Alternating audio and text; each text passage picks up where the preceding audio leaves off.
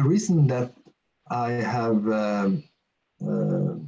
asked about this to do this presentation is because this peer support program has been so extremely important for almost everything we do to develop our services in a recovery direction. So I think it's not so easy to understand our recovery college if you don't have this background. So that's why I like to tell about this peer support program and how we transform user experience into useful practice. You can take the first slide.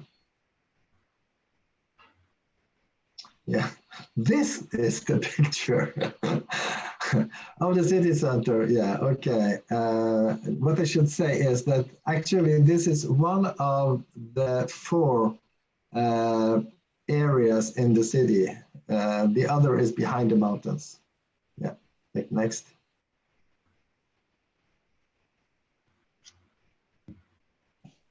Yeah, and this is a slide of the harbor area. And if you look at the upper part of the picture, you can see the island where I live at the top there. Yes, next slide.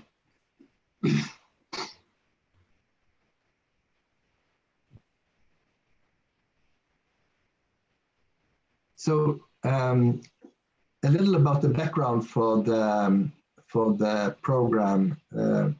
We believe that the experience and qualification through many years as a user of mental health services can be very useful for improving the healthcare system, and also important for each individual who can get this kind of support from a person who, so to say, has been there. And we also think that it would help a lot for the person who should go into this role as a peer support worker to be able to transform his experience into competence by listening to other person's experiences and by learning more about the services and have some kind of education as a background for application to work in the services. And they can also get the references from the school when they apply for jobs, so people know who they are, if they can trust them, if they come to the right time to work, and so on and so on. What is important for an employer to know. Yes, you can take the next. We started this program in 2006, and it was a part of this action plan I told about. The idea come from Denmark. They had a program who we could be inspired from and take some ideas from. And how we recruit the students was by announcing in the local newspaper, and this is the way we do it still. Announcement in the local newspaper, and we have open meetings with information about the program, and we have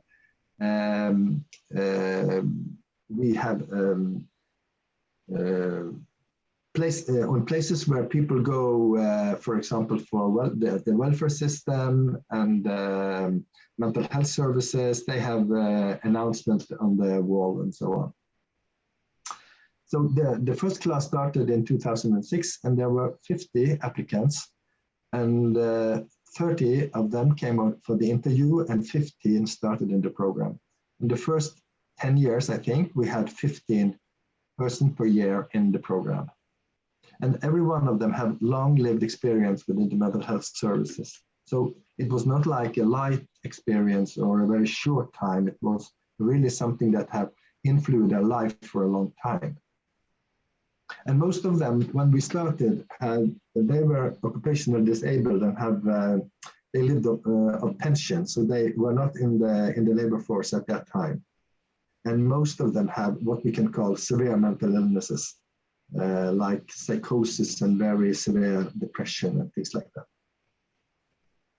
And in the interview, we tried to check out what was their goal, what was their, why did they apply for this? And many of them had this strong wish to contribute to develop the service, and also to be helpful to others who have the same experiences as they had.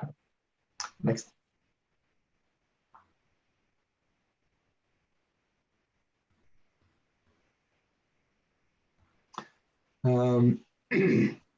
So a little about on what places people with these peer support workers have been working. When we started, there was a lot of resistance, especially from the medical part of the mental health services, like mental hospitals, and also on this district psychiatry centers. Absolutely, they had they were not very open to this. Maybe 1 or 2 or 3, but the management and the people who was in charge was very skeptical.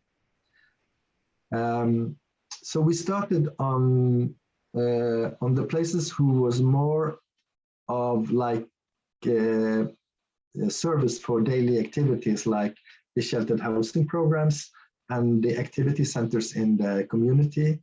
And they were very open and welcoming these peer support workers.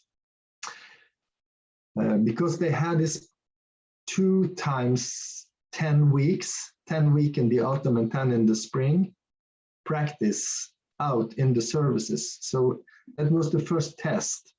What kind of services would open up for having these students in practice?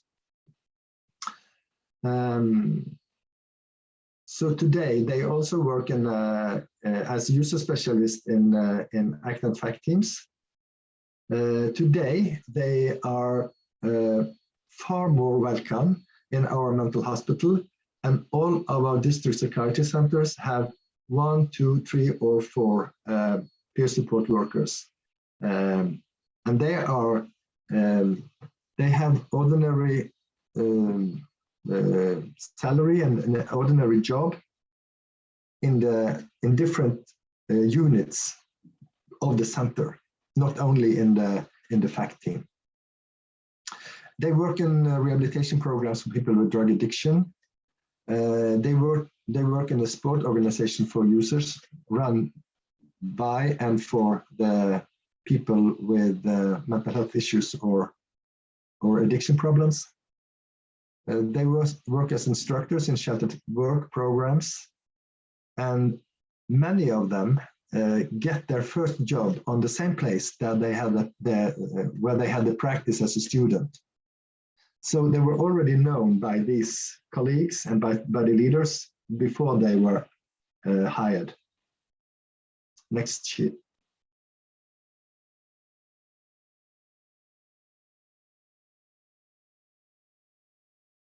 A little about what is including in this year. The year has 3 modules. They have 20 weeks of theory. They have 20 weeks of supervised practice. Often they have the practice at the same place. The first 10 weeks, they are more observing, and they don't have this individual role. The next practice, the next 10 weeks in the springtime, they are more working on their own, and they are challenged to be a member of the team and taking initiatives, working, having conversations one-to-one with the users and so on. At the end, they write an essay where they combine their own experience with the new theoretical knowledge, and also the experience from the practical work as a peer support work student. Next sheet. Yeah, what do they learn in the theory part? There is 180 hours of theory, and they learn some basics about psychology, psychiatry. What is the way the psychiatric knowledge think about the illnesses or the problems. Pharmacology, about the law, the health and social laws, about communication, supervision, about the health system in Norway, and about professional secrecy, professional roles, and so on. So this is some kind of basic knowledge to be able to work together with other professionals in a team. But most of the time, they talk about their own experience together with the other students. They have workshops, they discuss things, and they focus on the difference between being personal and being private, and how can you use this personal experience in a good way. And they learn that it's not always about telling their own story, it's about using their own story. And we can see, I give lectures on this program every year, and I can see that when I come to the program in, for example, in February, they have been through a lot of discussions before. You can go back to the, yeah, they have been through a lot of discussions before, and I could really have a meaningful discussion about how could they create a role in a team as a person with another with another competence, but the same value as the professionals. And they also have, on the place they had their practice, nowadays, they will always meet someone other who are hired on the background of their users' experience. So they can have some models of how to be a peer support worker. The first years, they had, every student had to find their own way. There were no models because they was the first. Yes, now we can take the next slide.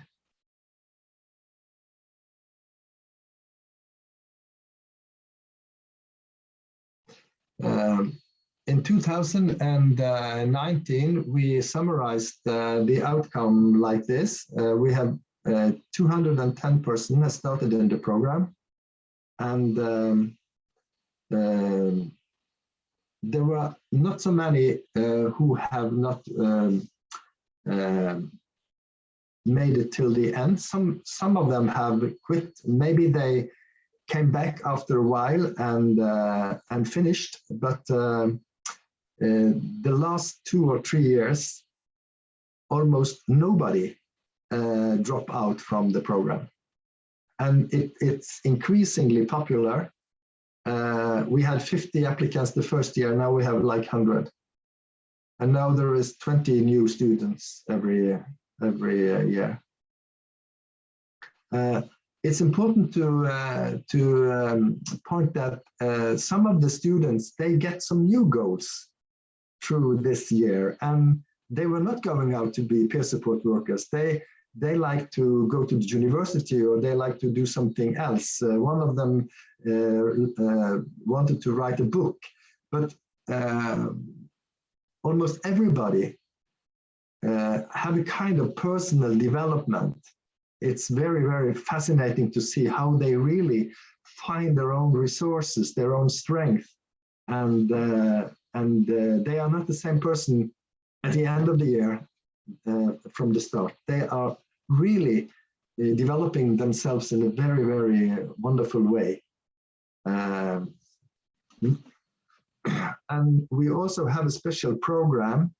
The city board has put an amount of money that we can use to support they who cannot find a job on their own, so we can hire them and they can work on the place they choose themselves for a period when they are applying for a job, so that they are not going passive for a long period after the study, because that would be a disaster for many of them. Yes, next.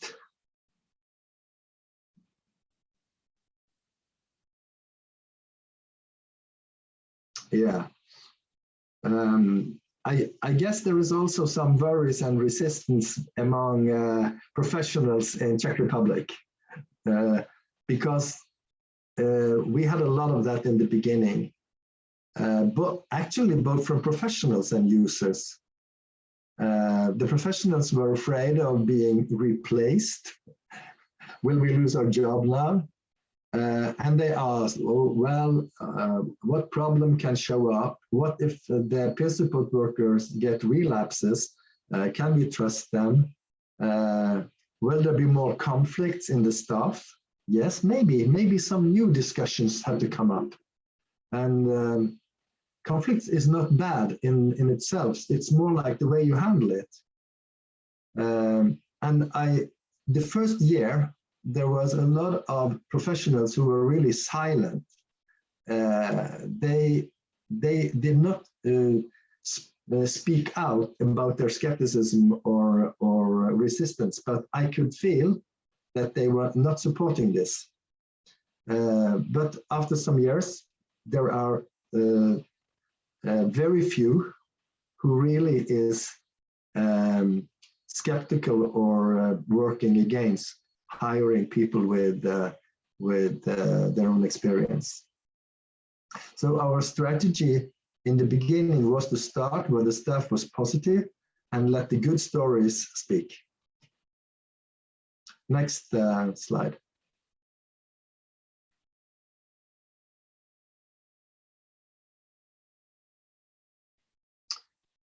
I can tell that today, only in the municipal services in Bergen, there are around 50 persons who are hired on the background of their own experience.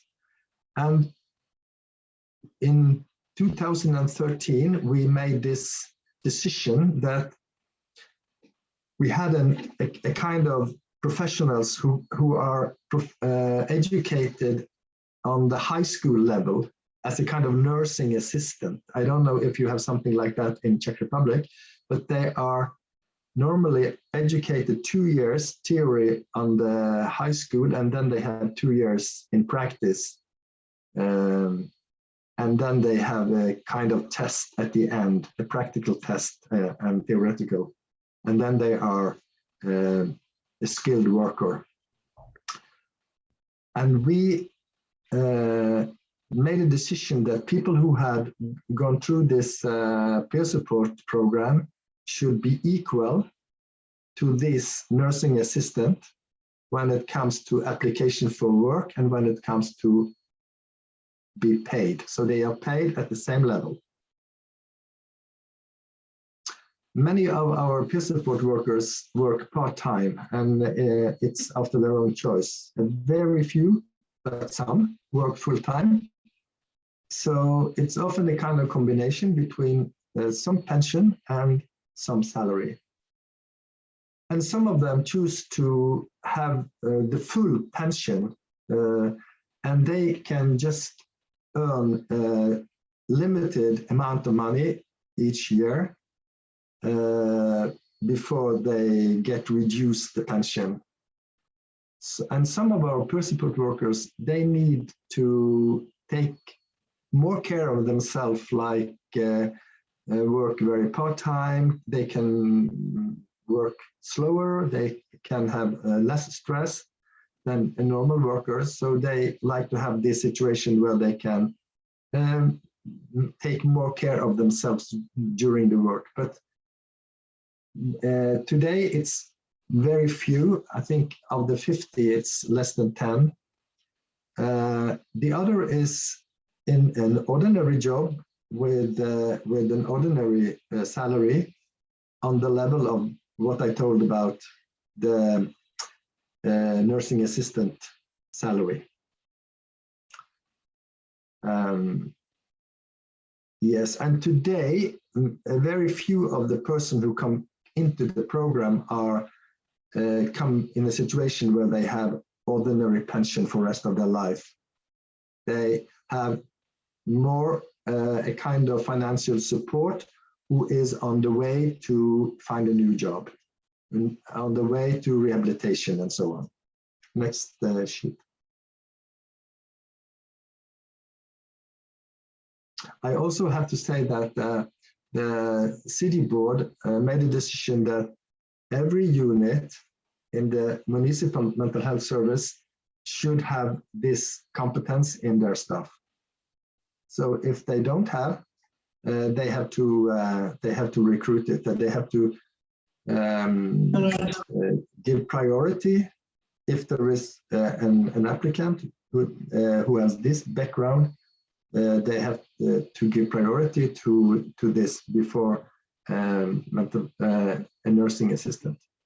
Actually, most of the people who work in our services are educated from colleges, like nurses, social workers, occupational therapists, and so on.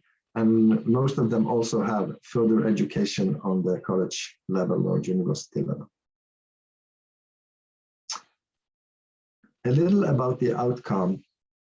For the service users, we think that the peer support workers, they promote strength and empowerment and hope for recovery to other users in another way that many professionals manage to do.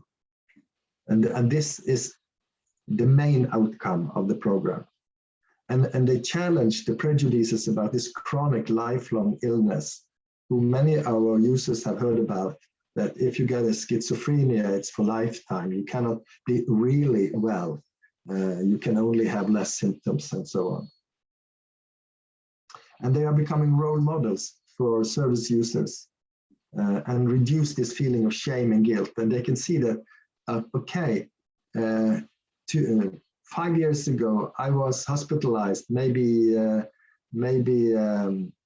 against my own will as a coercive treatment. And today I work together with the psychologist and the doctor to help others. So there is a way. They focus a lot on reducing compulsory and coercive treatment. And I think it's important for us to find other ways to help people than to make this, to use these tools. And just now in Norway, there is a big discussion because there is a new law coming up with one of the main focuses to reduce compulsory and coercive treatment. And at the same time, we have situations that recently a person killed 5 people in a small city in Norway. And it seems like he has some mental issues that at least the police explain why this could happen. So there is a discussion, very, very strong just now.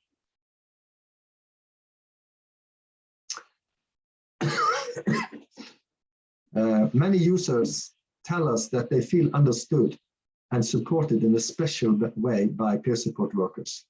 They have a quality that is very difficult for professionals to offer, we are being told. Today, there is some research program who shall find out more about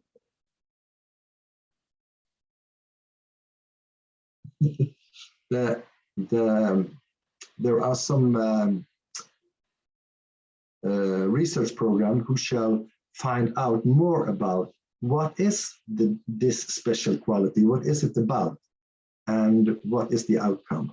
Next sheet.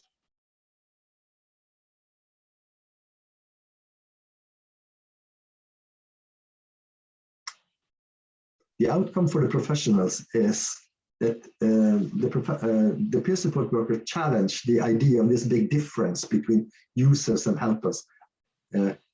We are all humans, and we can change role.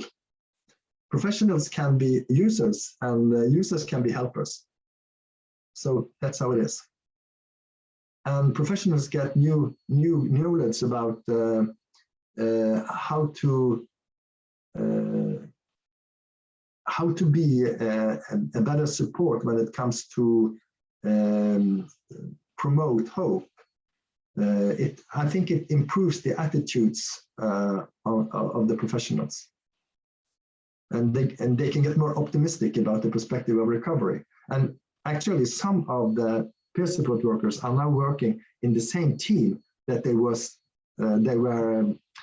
patients one day. It's not a normal situation, but some of them do, and they find it very interesting to really meet again their own doctor and their own psychologist now in another role. Next sheet. The outcome for the peer support workers are, the most important is that to get a job and to be a part of the society with all the positive things that follows that role. It's a more meaningful and more active day than they had as a pensioner.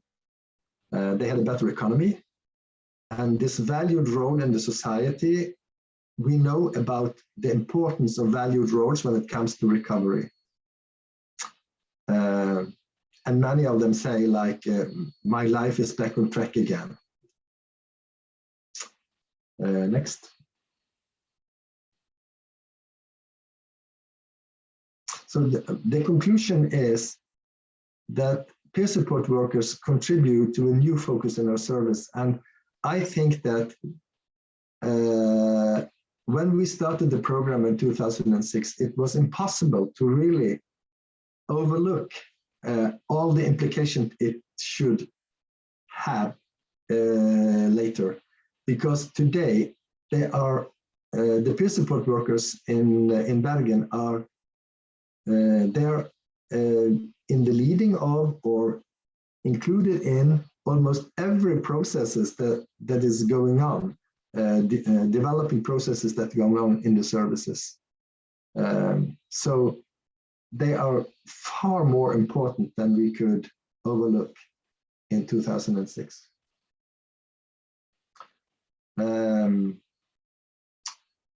On this sheet, there was 40. Today, there is 50 employed in the municipal services, and a lot of NGOs, a lot of governmental services has also employed these peer support workers. And actually, they have not so big problem to find places to work. There are very few from each year who cannot find a job on their own. So they are very popular as team members in the services. Yes, and we shall talk more about it when it comes to the Recovery College. But when we started the Recovery College in Bergen, both as peer teachers and also like as students, many of our peer support workers were active. They were also active in co-producing the courses. They were in every role, actually. I cannot see how we could do it without them. Yes. So I like you colleagues in Czech Republic to understand that this program has been so important, and also for the Recovery College is we can have all these resources in our development of the Recovery College in every role. So this is a big value for us every day, really. Thank you.